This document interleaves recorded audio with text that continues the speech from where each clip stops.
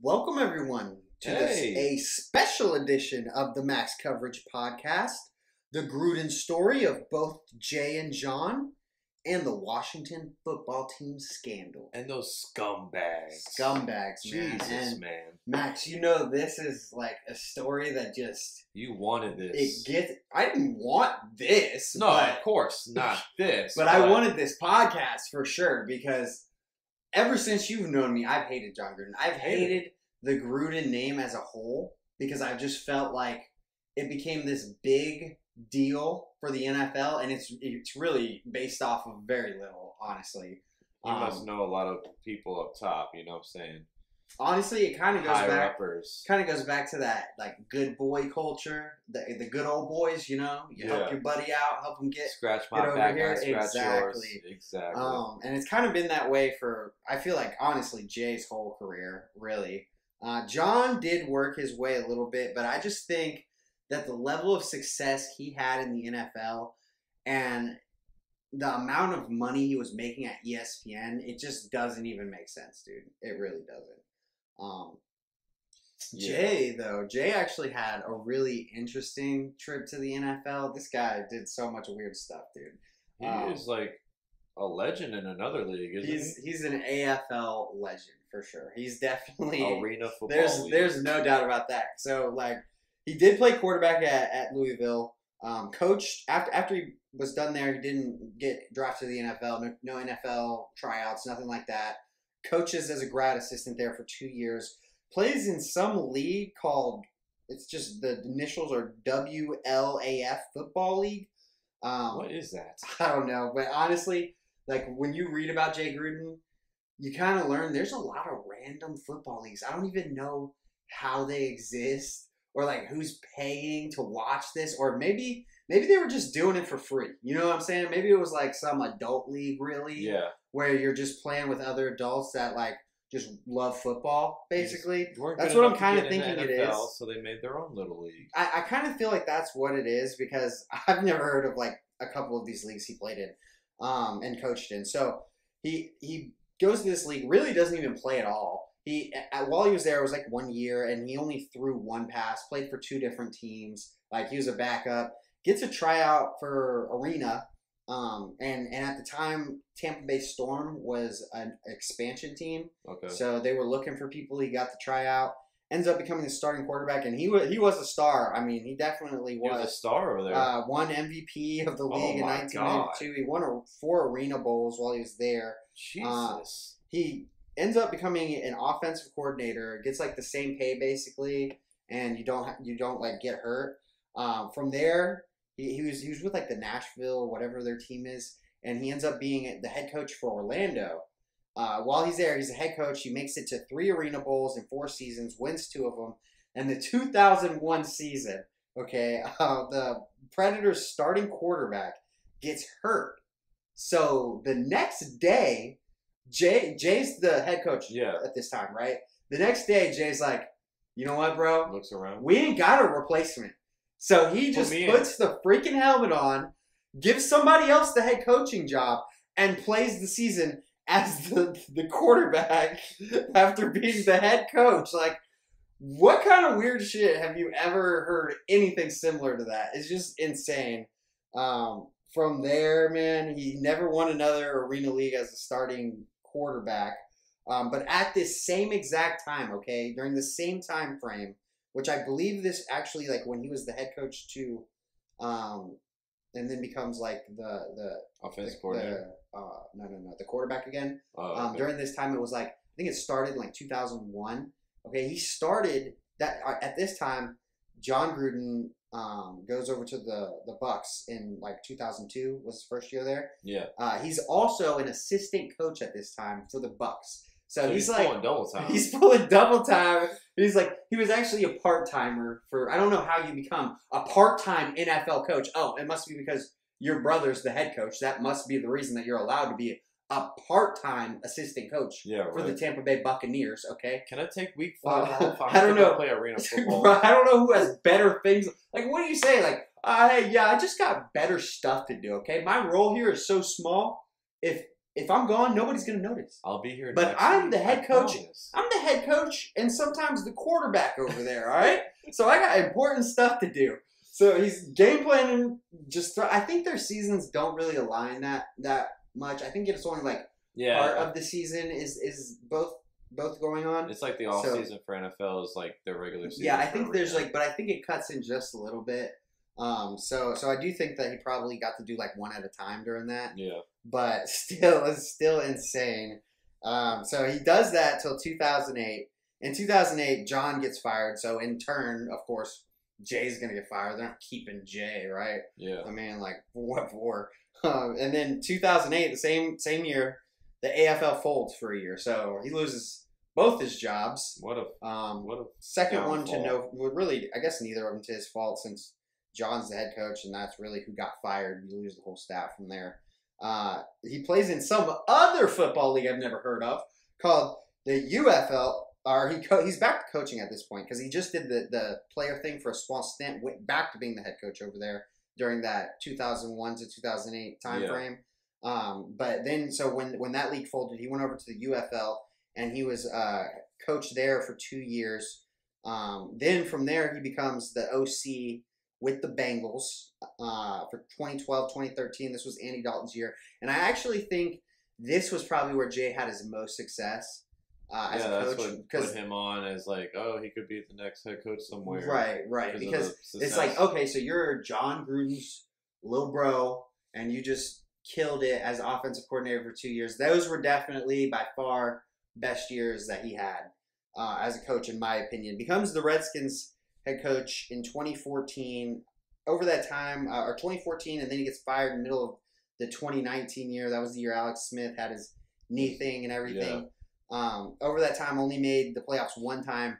The team regressed year over year pretty much every time since they had made the playoffs. Yeah, and then they had that whole thing with RG3 and Kirk Cousins. Yep, exactly. The whole beef. So there was just always drama over there. It was just extremely dysfunctional when Jay was the head coach there. So we're going to pause right there. Let's flip over to John for a second. Okay. All right. What's this guy John actually doing? did kind of earn his way. You know what I'm saying? Like, I feel like he wasn't really handed anything on his way, but there was definitely the good old boys when he got there because he played there. He played college football at Dayton and some other random college, but he was only a backup the whole time. Kind of same thing. He worked as a grad assistant for 2 years. Did a bunch of different college jobs for like 5 years or so. Finally starts getting some NFL work. Had stints with like the 49ers, Packers, Eagles, all as like assistant type of jobs, nothing big. Wide receiver coach, I think, for the Packers, right? Yeah, actually, you're right. And then like gets on the Bucks. He kind of starts working his way up. Becomes the head coach in 1999 to 2001. This is kind of where it gets a little fuzzy for me because obviously I wasn't Tony Dungy's squad. Yeah, that, but also there was like. So I don't really get why the Raiders traded him because for John, I actually feel like the most of his success, in my opinion, came when he was with the Raiders over that time frame. Yeah. Because during that time frame, they actually were pretty competitive. Like if you look at it, they were playoff pushers and everything. But they traded him to the Bucks. Bill Callahan takes over the team, so I guess I'm assuming that they just had a guy under him that they thought. This guy's going to be a good coach, and we want to keep it. We want to keep him basically because he's going to get head coaching offers, and they trade him over to the Bucks. The Bucks have a beast team at this time. That's what I meant. He took over Tony Dungy's team with the Bucks. Yeah, exactly. Because it was Tony Dungy's team the year prior. Yeah, but he takes built over the team, and then he comes in and it was a completely built roster. I mean, this is a roster with John Lynch, Keyshawn Johnson, Rondé Barber, Warren Sapp, Keenan McCardell, Ryan Johnson. This is one of those rare opportunity or rare times where a new head coach gets a very good team. That normally, as we know, that does not happen. The only time it really happens is when somebody retires. And even normally then, there's normally an internal person that is recommended for that job. You know what I'm saying? Because they're not really trying to change anything. They just need a new head man. But this was just different. I don't even know why Tony Dungy left the Bucks. That's a complete mystery to me. I believe he stepped down. If the Bucks let him go, that's just weird to me. Yeah, honestly. Especially with that roster. Yeah. Like you were they built quite an organization over there. And also during that year, this is why this also isn't like that impressive that he won the Super Bowl, because you played the Raiders in the Super Bowl. So you played your former team that you were just coaching. You know these rosters in and out. You know how they play offense. You know how they play defense. You know how they practice. You know everything about these dudes. And you got to play against them in the Super Bowl. Like, you should win that Super Bowl, dude. Are you serious? Like, why is that such a huge accomplishment for you? And there have been other coaches that have won Super Bowls. There have been other coaches that have won multiple Super Bowls, okay? So when he left the Bucs in 2009 getting fired, I didn't really understand why he became such a big name at ESPN. Like, he was just a normal coach. He's just another, like, I mean, I guess Rex Ryan didn't win a Super Bowl, but Rex Ryan. You know what I'm saying? Like, just another guy that you have that works for you. There's anything that stands out from, like, to him compared to other similar people that were coaches and became ESPN analysts. Yeah. Or just football analysts in general. Doesn't have to be ESPN.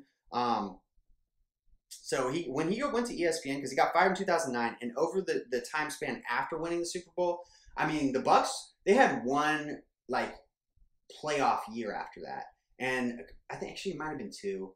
But either way, they were never close to anything else. They had a lot of seasons where they were losing or 500. So it was completely understandable that he got fired. I just don't understand why his name became so big at that point in time, because that was kind of the point. Maybe it was like they didn't have anybody really to, like, go and get that was, like, fresh out of the NFL. I don't know. Maybe that's why. It's been a long time. It was like, what, 2008 when that happened? When he signed with ESPN. Yeah, with ESPN. Yeah, it was, yeah. So they were probably just like, oh, wow, this is a coach that won a Super Bowl not too long ago, you know, fresh out of the NFL. Let's go get him and be the Monday night guy. Right. You know, so I don't understand that either. But and he also just got the coolest gigs. I mean, there was only one thing that John Gruden did at ESPN that I liked, and that was the quarterback camp, Gruden's quarterback camp. But honestly, even that, it's like, dude, you're the only person getting an opportunity to get hands-on with these rookie quarterbacks. So, like, of course everybody's going to like it. You know what I'm saying? You could have got any other coach to do that, and everybody would have liked the same thing. His time on Monday Night Football, he was never insightful. He was always the kind of guy that just, like, praises everyone. Yeah. Like, literally, you can get, like, a 3-yard run. Oh, well, that guy is he's a player. You know, he's like one of those guys. He's a power guy. Yeah, like, you never see him. You never see him dig into anybody. Like, he just doesn't bring anything insightful to your watching experience. And he became ESPN's highest paid analyst over that time. It was absolutely ridiculous. All right, I just did not get it. What I did kind of understand was why the Raiders wanted him so bad, and it's a dumb reason. Like, definitely isn't really a reason why you should make this guy your head coach, but it's basically just because Raiders owner, like, loved John Gruden. Davis. Yeah, Mark Davis loved John Gruden just because it's, like, of their relationship with his dad and everything. Yeah. So it was like a family type of move. Yeah, it was like someone there, you know, they can fall back on, like, oh, right, he was a great, you know, person for Al, his dad. Right. And, like, you know, that's probably exactly why. It was just because, like, he won a Super Bowl with them so long ago. And Mark Davis is kind of like an idiot. Oh, he's a complete idiot. Everything about him is dumb. His like, he looks like an idiot. Yeah. He talks like an idiot. Like, everything. He does football moves like an idiot. Yeah. Like, everything that guy does is just he knows how to put together a stadium, and that's about it. That is true. This is a nice stadium. I mean, yeah, it's always been questionable things going on with the Raiders.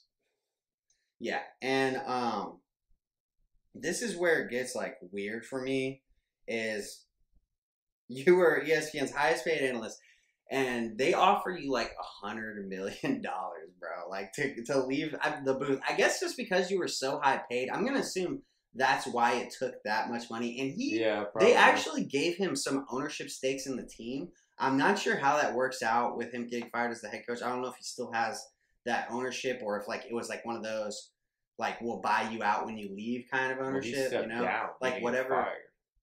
Well, yeah, but he stepped down because he had to. He could have ownership. He could have some ownership, like some private shares of the company, and he, like, gets paid dividends or whatever. I mean, that's a possibility. But you could also. He's gonna need that now. I mean, honestly, if you're the Raiders, but who knows with Mark Davis? But if you're the Raiders, you should really be pressing him hard just to buy him out of those shares. Whatever the market value of those shares is, I want to just give it to you and we'll be done with each other. I mean, he has plenty of money. He can easily probably do it. Yeah. I mean, he could definitely do it. It's just John Gruden would be willing to sell them, and I don't know. There's probably some legal reasons that he could or couldn't or whatever. I'm sure they have that worked out in that original contract. I do think it complicates things that he stepped down a little bit. I think it complicates it for Gruden because if Gruden would have got fired, he definitely gets to walk away with the entire contract. So, but I guess, I mean, I know he wasn't trying to do the right thing for himself. If anything, he just wanted to do it for Mark Davis and like the other coaches and everything like that. It probably was his last like, oh, I'm just gonna do this, exactly for like the team and all that stuff. I'm the distraction now, so I don't want to be that distraction. Yeah, and dude, what a distraction! I mean, this guy literally tried to. It's like he purposely tried to offend everybody that doesn't look, talk, and think exactly like you. Yeah. And for 8 years. Yeah, it's crazy. 8 years. This is the part that I'm a little like. So as we know, like Bruce Allen was an executive with the Raiders while John Gruden was there, and John Gruden brought him over to Tampa Bay. I'm assuming because he was there, and then to be the GM, right? To be the GM for him. So they definitely have the good old boys relationship, and it kind of makes me feel like also that played a part in Jay even getting the job. Yeah, you know I was what I'm just about to say, like then he went to Washington, where his brother eventually will come. Exactly. And there's these emails between you two, like just talking garbage, just disgusting about things, about life, appalling things. I don't understand how somebody can just hate everybody that isn't them. You know what I'm saying? Like that's kind of the mentality that you have. You don't want women referees. Okay, you don't want homosexuals in the NFL. Yeah. You're being racist. Like, dude, and then, you literally hate everyone. Yeah. That's insane. And also, I look at this situation and I'm like, how is Jay not CC'd on these emails? Like, it seems like they had a whole little crew going where they were like all talking like that. So I'll be interested to see if they leak more of those Washington football team emails. I think they need to because and the whole scandal just makes you feel like they're both seriously involved in it. Yeah, because that's what it's like. You know, kind of confusing for me is like John Gruden's the only guy getting punished from all these 650,000 emails that everyone the investigator went in and like looked at, like out of everybody. It's like 10 months later after the investigation not even started. Someone on the team or staff wise on the team is the guy getting like in trouble. So there's something going on. Like someone's covering something up, man.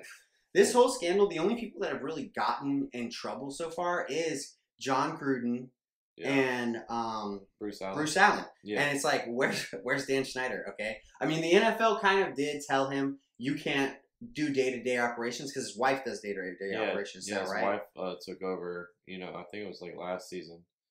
But he's still behind the scenes. I mean, it's still his team. He owns it's interesting that he didn't have to sell his team. It's interesting the heights that it feels the NFL's going to not throw Dan Snyder out of the NFL. You know what I'm saying? Yeah. Like how you're telling me you're looking all this stuff up. Why don't we just go over what happened for this scandal? What's caused it? What started them looking into the Washington football team? How did all this get going? Well, it all got going because it was a bunch of like cheerleaders and like former employees from the team that came out and like basically said that they've been sexually harassed for the last 18 years. Well, not them total, but like over the span of 18 years, multiple women came out and like, has claimed this. So then the Daniel Snyder launched the investigation, to kind of stay face, like, oh my God. So he launched the investigation, but then the NFL took over. Of course they did. They're like, hold on, no, we'll do the Hold up, Dan. Yeah, come on. So they started the investigation, and then that's when his wife took over. He stepped down. So that's kind of fishy. Like, you would just, as soon as the NFL comes in, does the investigation, you were like, okay, well. But nothing's been leaked to this point. Nobody, no, there's no emails that are leaked, nothing like that. It's just like, hey, buddy, you can't be around here now. They were fined $10 million because it was found highly unprofessional work environment, for the women and stuff like that. So, I mean, NFL punished them that way. And that's got to be the largest fine we've ever seen from the NFL, right? Yeah, like, can you ever think of a fine that was $10 million? Yeah, I can't. Yeah, me either. So now there's multiple, I think it's up to 40 former employees and women that have come out and claimed this. That's just insane. And, like, now they're digging really deep in it, from all these emails and stuff. So basically, like, Gruden was like a collateral damage. Like, he was just like, wrong place, wrong time. Why would you be saying this stuff in the first place? Especially on work email address, okay? One, you shouldn't be a piece of shit like that. But if you are going to be a piece of shit, bro, you need to do that shit in a private setting where nobody else is going to see you or hear you. Yeah. And it'll never leave anything. Because, I mean, work email addresses, my dudes, like, that's beyond idiotic. So and during this time, too, there were some things that came out that were never confirmed. So this could not be true, but it could be true. But at one point in time, there was a rumor that Jay Gruden benched Capri Bibbs because they were sleeping with the same woman. That's the kind of dysfunctional stories that were coming from this organization. And you know what's the interesting thing? So, like, when that investigation kicked off, Jay Gruden was fired like the season prior, because I believe it started either towards the very end of the season or it was like at the beginning of the off season. Yeah. But Jay Gruden talks about how he never was interviewed like about any of the things in Washington. He said when it happened, when it started happening, this is like a paraphrase, but he recently did an interview about the scandal and also his brother and everything. And he's like, when it happened, when that scandal started, I was walking out the door slowly, quietly. Like, he made it sound like he was like backing up, but I was like, bro, like, you just sound like you were involved with all of that. And I would not be surprised if Jay Gruden was. And Jay Gruden's not in the NFL anymore. He'll probably never be in the NFL anymore. No, in the interview, he talks about how he wants, like, he hopes he gets another opportunity. But I'm sure with that last name, I hope that the Gruden name is just gone. Yeah, you would wish that it's just gone. Like, we're done with the Gruden family. They've been around for a long time. Their dad was a coach. It's kind of ridiculous, honestly. Yeah. These guys have not contributed that much to this game. And he talks about how his dad or his brother is such an influential coach. And he talks about how it's unfortunate that this brought him down because he is such an incredible influence on football. And he defends his brother's character saying that. And I just don't know. He says, like, that's, like, he basically talks about how his brother's character is so high because of this. And I'm like, what does that even have to do? Even if he's an influential, let's say Gruden is a really good coach. He's an influential coach. What does that have to do with his character as a person? Okay? Yeah. That doesn't even make any sense. The best thing Jay could have done was never even do an interview, because honestly, there's nothing you can say that's going to make this better or shed a better light on your brother. And honestly, what you said made it worse, in my opinion. Like, you sound like an idiot talking about his incredible influence on football, and that somehow makes his character awesome. And he talks about it's unfortunate that this brought him down. And honestly, Jay, that's the only thing you said that was truthful, that it's unfortunate that this is what brought him down, because I agree with you, Jay. I think it's unfortunate that this brought him down because John Gruden was on pace to ruin his legacy all on his own. He didn't need to do something like this, okay? You signed a $100 million contract, and you haven't made the playoffs once, buddy. The team hasn't gotten better. You've made dumb draft picks. You're completely in charge of this rodeo over here, and you didn't do a good job. I mean, just straight up. If you look at the draft picks, they passed on Josh Allen for, what's that guy from Clemson? Cool. What's his name? Farrell? Farrell, yeah. And I can't think of his whole name, but you know why I can't? Because he's not a starter over there. He doesn't contribute. It's just, you made dumb decisions. You would have failed on your own, but now you'll never get another job again, bro, because you're just a complete piece of shit. I mean, seriously. But it does definitely hurt me because, I mean, everybody knows, dude, when he signed this contract, I was rooting for him to just bury himself. Like, I knew that the Raiders were going to let him stick it out. Like, I truly feel like he would have coached the entire 10 years. And I think there's an extremely strong chance that they never would have made the playoffs. They got off to a hot start this year. They got off to a hot start last year. Yeah. They always flop, dude. They do not. He's not a good coach, and they're not a team that's ever built to last because they do dumb things with their draft picks, like take Henry Ruggs over Jerry Jeudy and CeeDee Lamb and Justin Jefferson. Like, he was literally ruining it for them. I mean, obviously, Mark Davis, he seemed like he really actually didn't want to get rid of John, honestly, because nothing happened after the first email. Nothing was going on. It was just, he was like, okay. And I'll be honest with you, Gruden duped a lot of people because even the people that he worked with, like NBC Sports, as we talked about, they came out and defended him. Like they didn't defend his action, but they defended him as a man. And they were like, I've been around this guy. I know he's a good man. Like Tony Dungy. Yeah. And I'm blanking on the other dude. Mike Tirico. Mike Tirico, yes. And him and Mike Tirico worked Monday Night Football together. So, I mean, dude, Gruden did dupe everyone, and because even when the first email came out, I thought it was a poor choice of words, and that he was an idiot for saying it. But I didn't think like this guy is like prejudiced. I didn't think that because of how long John Gruden's been around, because who he's been around with, for it to come out like that with that one email, I felt like it could have been a mistake. You know what I'm saying? But then when because the NFL sent those other emails to the Raiders afterward, they didn't do anything. And once those leaked, I was like, okay, you're actually just a complete piece of shit that just kind of fooled everybody and just hit plain sight pretty much. Basically. Yeah, like you're like, oh, hey, what's up, guys? And right, then, exactly. They leave the room like a cutthroat. Fuck you, cutthroat, dude. Yeah, exactly. Yeah, and then what was I about to touch on? It was more about the Washington team. Oh yeah, they had supposedly they had like hidden cameras filming these women undressing and all this stuff. Just like and the most creepy perv thing you can think of. And then supposedly they offered hush money to these girls. Wow. So they wouldn't come out and like, tell anyone. I mean, obviously something might have happened because over the course of 18 years, this finally came to light, you know what I'm saying? So like they were covering this up like it was like a massive like strategic plan. Yeah, and you think 18 years, and you think 18 years, that's before Bruce Allen even got there. So this culture, like Bruce Allen, it was kind of like he was the fall guy over there.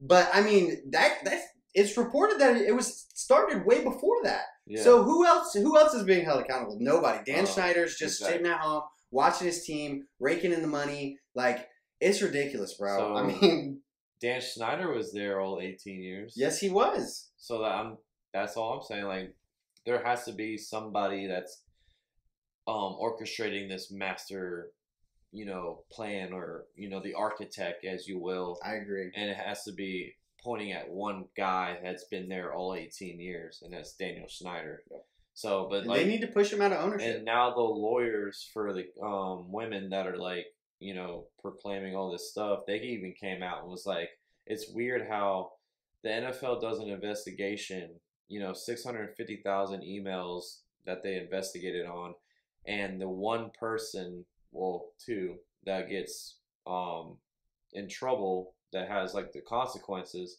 is someone that wasn't even on the team or coaching the team at all. Right. So something's going on. They're covering something up. That's what these, like, I'm paraphrasing the lawyers. But they're like, they need to be held accountable for these women, because that's just like, it's just crazy, man. It's just this whole story is just insane. And you know what else is just like, it's like, I understand why it is this way, but it's also just like, wow, mind blowing. So Deuce Gruden is John Gruden's son. Yeah. He was the strength and conditioning coach. Obviously, John hired him. He's still the strength and conditioning coach. And I kind of understand why, because it's like, can we fire you for your dad? Yeah. Like you didn't do anything. Like it's just your dad. And relationships are always different. Like maybe he's nothing like his dad. Like I don't want to speak bad on this guy, but honestly, dude, I just feel it's time for the entire Gruden family to leave football and just never come back. Just never come back, dude. Leave football, leave sports analysis, leave everything. No one's gonna hire. I mean, Jay and John, definitely, I agree with you. Yeah. Deuce, I kind of feel like I agree with you. He's probably at a super disadvantage now. I mean, like, you don't want to touch the Gruden name, and I am 100% happy for it.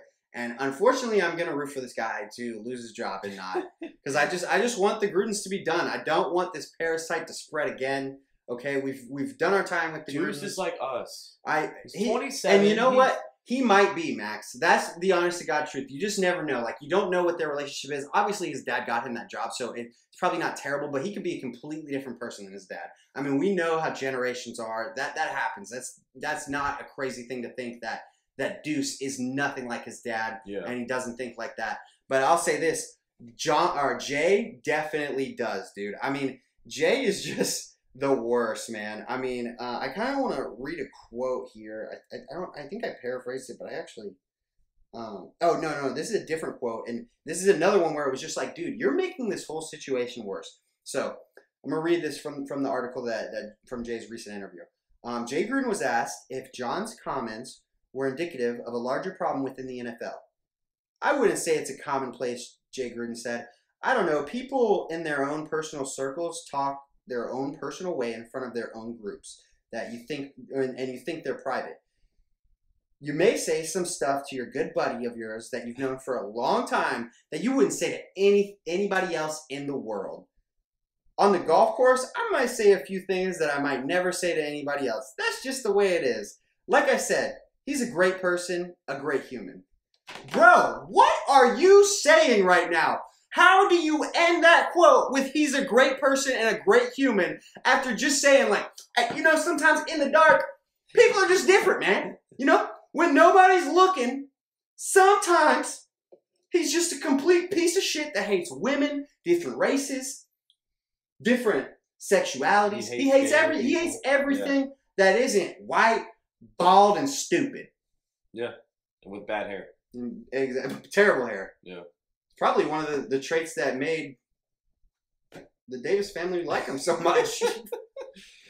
But honestly, that's really all I got for you guys. I mean, I just wanted to tear down what people think of as the Gruden legacy even before this. Because, as you know, I have been waiting for this guy to fail since he signed that contract. And I'm disappointed that it came out this way. I was surprised. I was shocked by the news as well. You're a POS, John. Yeah, you're done. You're out of here, dude. So are you, Daniel. Yeah, and Dan, you're next, buddy. Jay, all of you guys are freaking POS. They need to actually tear down the Washington football team franchise. Give it to a whole new city, whole new owner. Do an expansion. Just start over on that team. Ron will be okay. Ron will be fine.